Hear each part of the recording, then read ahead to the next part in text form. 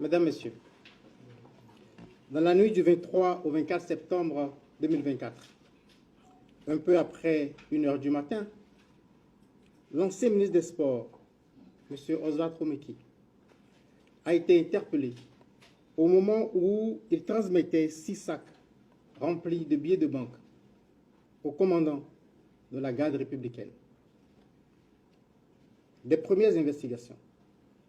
Il apparaît que le commandant de la garde républicaine, ayant en charge la sécurité du chef de l'État, a été entrepris par le ministre Oswald Romeki pour son propre compte et pour le compte de M. Olivier Bokor, à l'effet d'opérer par la force un coup d'État dans la journée du 27 septembre 2024.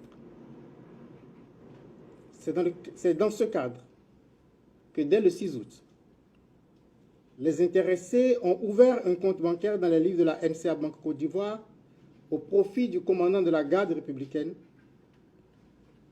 Et la preuve de l'ouverture du compte a été transmise aux bénéficiaires avec un solde initial de francs CFA 105 millions.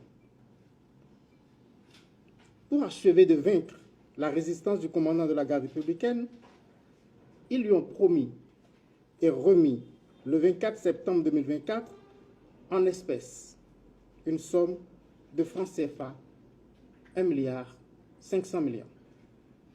Et cette somme est décomptée en 129 lots de 10 millions constitués de billets de 10 000 francs et 42 lots de 5 millions constitués de billets de 5 000 francs.